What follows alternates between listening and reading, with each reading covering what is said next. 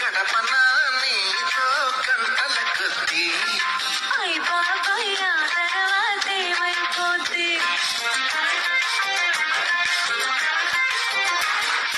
5 నిమిషాలైనా అది సరిపోద్ది. ఆశ చూసే అప్పడం ఇది ఏం బుద్ధి? మరి ఎట్టా మన ప్రేమ ముదిరే కొద్దీ ముద్దులతో సరిపెట్టు బుగ్గలు రుద్ది.